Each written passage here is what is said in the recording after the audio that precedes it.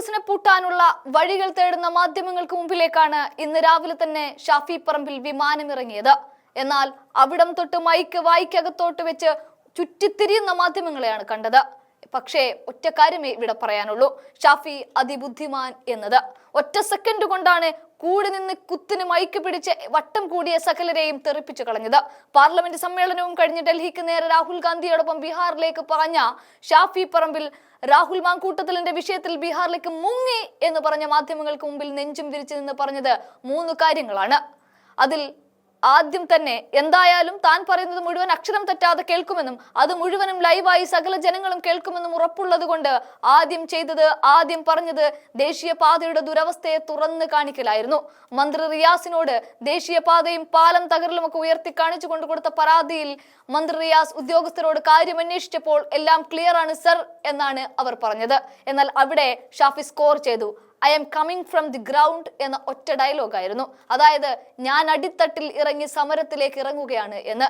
ഈ റോഡും പാലവും സർവീസ് റോഡുകളും ഒക്കെയായി തോടും കുഴിയുമായി നിൽക്കുമ്പോൾ അവിടേക്ക് ജനശ്രദ്ധ തിരിക്കേണ്ട മാധ്യമങ്ങൾ ഈ സർക്കാരിന്റെ അവസാന കാലങ്ങളിൽ അവസാന സമയങ്ങളിൽ പോലും പ്രതിപക്ഷത്തിന്റെ മുന്നിലേക്ക് ആരൊക്കെയോ കൊടുത്ത പരാതികളും പൊക്കിപ്പിടിച്ചു വരാൻ നാണമില്ലേ എന്ന് പറയാതെ പറയുകയും ചോദിക്കാതെ ചോദിക്കുകയുമാണ് ഷാഫി. അതിനുശേഷം മാത്രമാണ് ഷാഫി മാങ്കൂട്ടം വിഷയത്തിലേക്ക് കടന്നത്.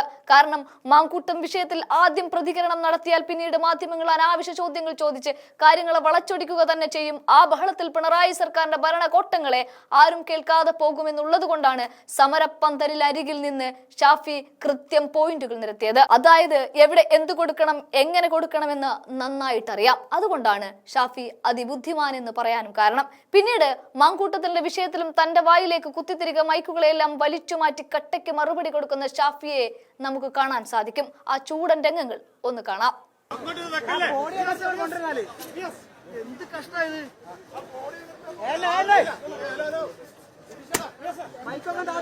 ഓടി ഓടി ഓടി ഓടി ഓടി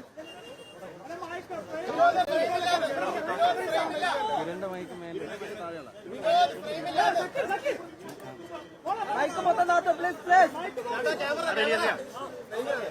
ഓടി ഓടി ഓടി ചേട്ടാ മൈക്ക് മൊത്തം താത്തോ.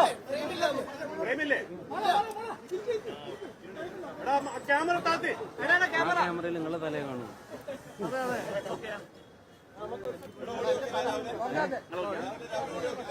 ഓടി ഓടി ഓടി ഓടി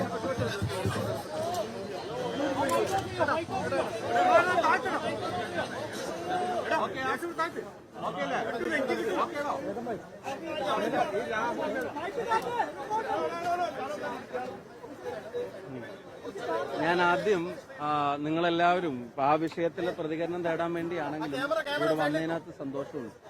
ഇങ്ങോട്ടേക്ക് വരുമ്പോഴും ഇവിടുന്ന് പോകുമ്പോഴുമായിട്ട് നിങ്ങൾ അനുഭവിക്കുന്ന കാര്യങ്ങൾ, ഈ സമരത്തിന്റെ അടിസ്ഥാനം ആധാരമായിട്ടുള്ള കാര്യങ്ങൾ, അതും കൂടെ ഒന്ന് വാർത്തയിൽ ഒരു ഇടം കൊടുക്കണമെന്ന് അഭ്യർത്ഥിക്കുക. കാരണം ഇപ്പൊ മിനിഞ്ഞാന്നും കേന്ദ്ര ഉപരിതല ഗതാഗത വകുപ്പ് മന്ത്രിയെ കണ്ടിരുന്നു.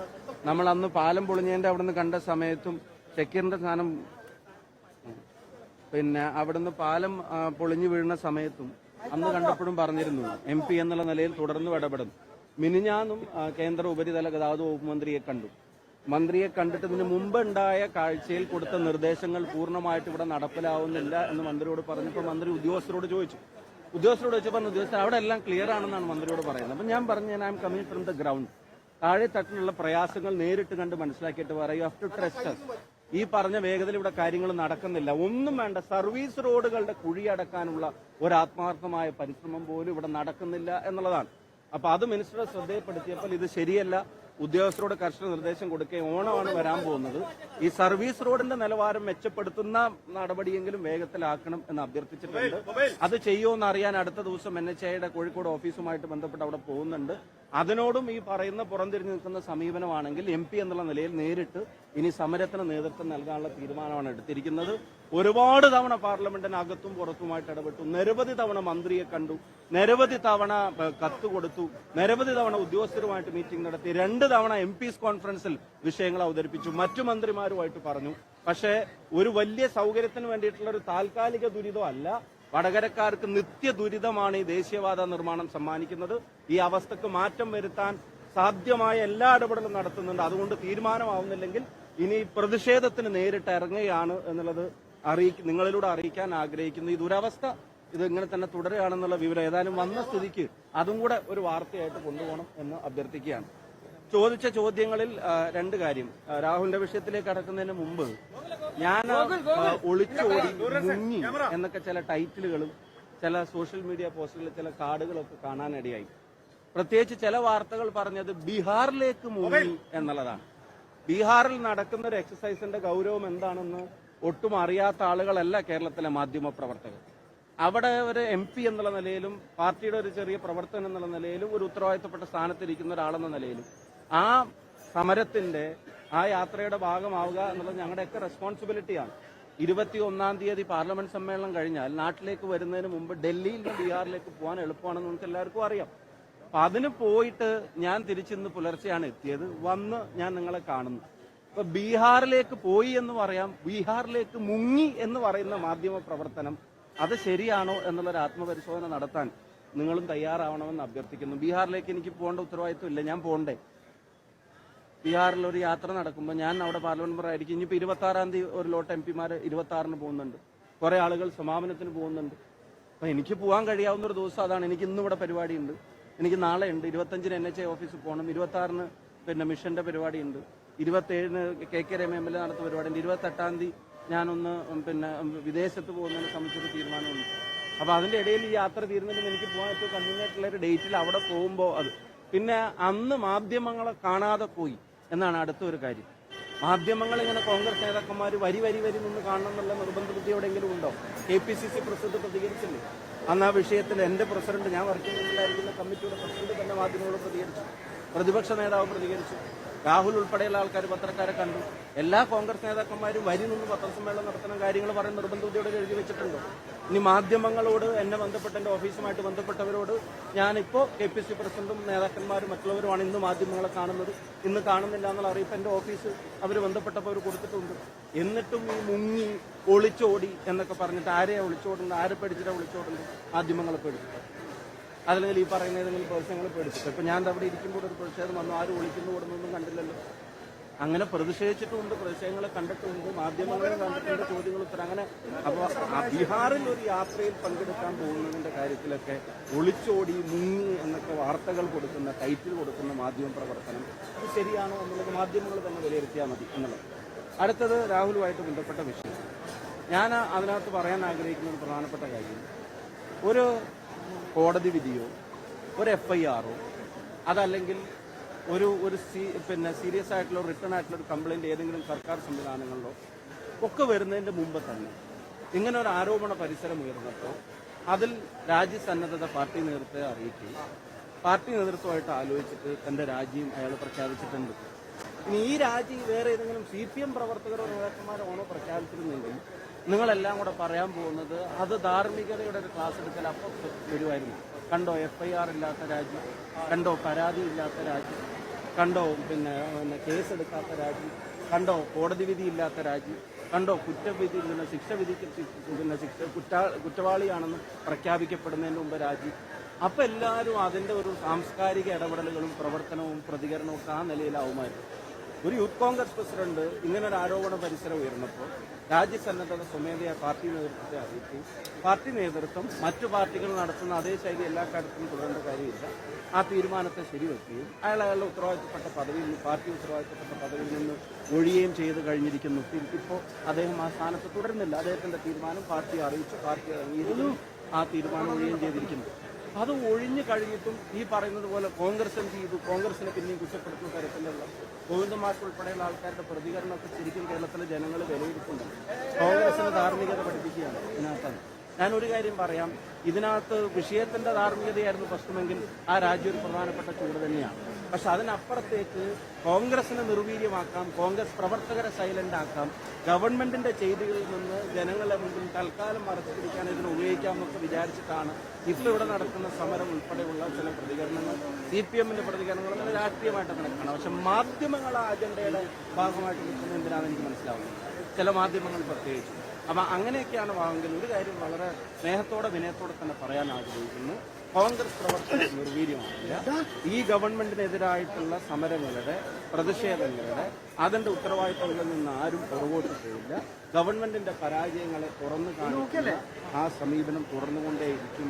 ഈ പറയുന്ന രാജിക്കപ്പുറവുമുള്ള കോൺഗ്രസിന്റെ മൊറാലിറ്റിയെ ക്വസ്റ്റ്യൻ ചെയ്യുന്ന ഇന്റൻഷൻ അത് ഈ പറയുന്നത് ധാർമ്മികതയിൽ അടിസ്ഥാനപ്പെടുത്തിയുള്ളതല്ല, നേരെ മറിച്ച് അത് രാഷ്ട്രീയ ലക്ഷ്യങ്ങളോടുകൂടിയുള്ളതാണ്. ഇപ്പൊ കത്തുൾപ്പെടെയുള്ള വിവാദങ്ങൾ കത്തുമ്പോൾ അതിനെ മറക്കാൻ തൽക്കാലം ഇതിന്റെ പേരിൽ വല്ല ധാർമ്മികതയുടെ വേഷമണിയാന്നാണ് വിചാരിക്കുന്നത്. ഇനി അടുത്തൊരു പ്രധാനപ്പെട്ട ചോദ്യം, ഇപ്പൊ MLA-മാർ ഉൾപ്പെടെയുള്ള കാര്യത്തിലുള്ള ഒരു ചോദ്യമാണ് നിങ്ങൾ ചോദിക്കുന്ന പ്രധാനപ്പെട്ട ഒരു ചോദ്യം.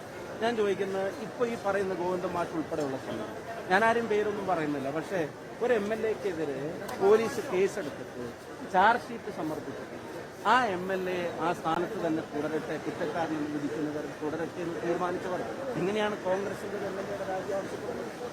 പോക്സോ കേസിലെ പ്രതിയായിട്ടൊരാളെ പാർലമെന്റ് ബോർഡ് അംഗമാക്കിയ വേറൊരു പാർട്ടി BJP, ആ BJP പ്രവർത്തകർ ഇവിടെ എങ്ങനെയാണ് ആ MLA-യുടെ രാജി ആവശ്യപ്പെട്ടിട്ട് സമരം നടത്തുന്നത്?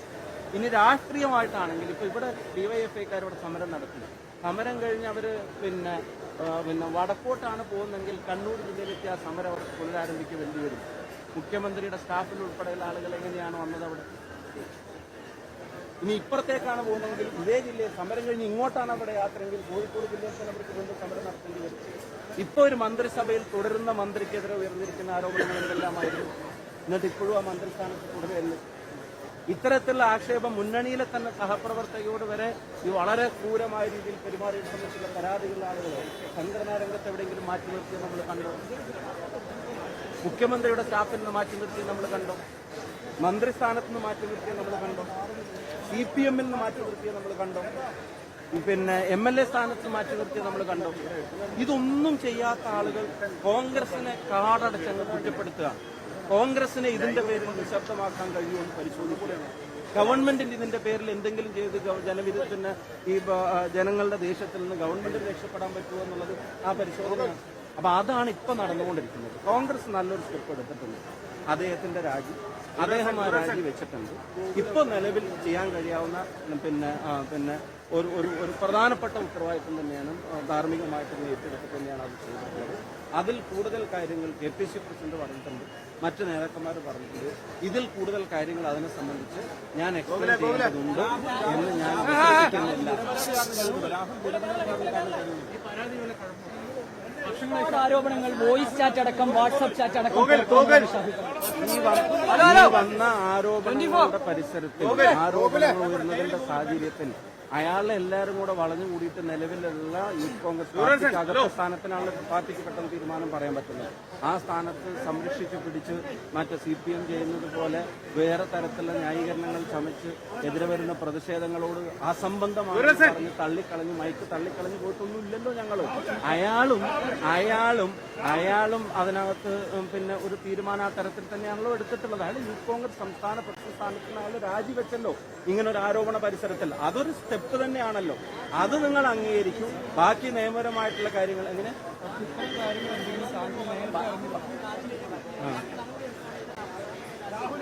അല്ല, അയാളുടെ രാജ്യസന്നദ്ധത അയാൾ പാർട്ടി നേതൃത്വത്തെ അറിയിച്ചിട്ടുണ്ട്. പാർട്ടിയുടെ നിലപാട് അക്കാര്യത്തിൽ മറിച്ചായിരുന്നില്ല. അവര് പാർട്ടി നേതൃത്വത്തെ അറിയിച്ചു. പാർട്ടിയോ അയാളും ഒക്കെ കൂടെ ആലോചിച്ചിട്ട് ഒരു തീരുമാനം. ഇനി നിങ്ങൾ ഇതുപോലെ ഷാഫി പറമ്പിൽ ആരെങ്കിലും പരാതി നൽകി എന്റെ മുന്നിലേക്ക് രാഹുലിനെതിരെ പരാതി വന്നിട്ടുണ്ട്? എന്റെ അടുത്ത് അവരങ്ങനെ ഒരു പരാതിയായിട്ട് വന്നിട്ടില്ല. ഇത് ഞാൻ പറഞ്ഞത് ഷാഫിക്ക് മുന്നിലേക്ക് ഇത്തരം പരാതികൾ വന്നു, ഇതുമായി ബന്ധപ്പെട്ട പരാതികൾ ഷാഫിക്ക് മുന്നിലേക്ക് വന്നു. ഇതുപോലത്തെ ചോദ്യങ്ങൾ CPM പ്രവർത്തകർ ഈ സമാനമായ ഇൻസിഡൻസ് ഉണ്ടാകുമ്പോ നിങ്ങൾ അസംബന്ധം എന്ന് പറഞ്ഞിട്ട് ഒരു വലിയ വിവാദം തെളിവോടെ പുറത്തു വന്നപ്പോ അസംബന്ധം എന്ന് പറഞ്ഞിട്ട് ഒറ്റ വാക്കിൽ കത്ത് തട്ടി മാറ്റിയപ്പോഴും നിങ്ങൾക്ക് അവിടെ ഉണ്ടായിരുന്നു. ഈ കാര്യത്തിൽ പറയാനുള്ളത് കൃത്യമായി നിങ്ങളോട് പറഞ്ഞു കഴിഞ്ഞു. ഒരു നിലപാട് കോൺഗ്രസ് പാർട്ടി എടുത്തു. അത് മറ്റൊരു രാഷ്ട്രീയ പ്രസ്ഥാനത്തിലും സമാനമായ വിഷയം പ്രിയമുള്ളവരെ, ഒരു ഉപവാസ സമരമാണ് നടന്നുകൊണ്ടിരിക്കുന്നത്. മറുപടി പറയാതെ ഈ പരിപാടി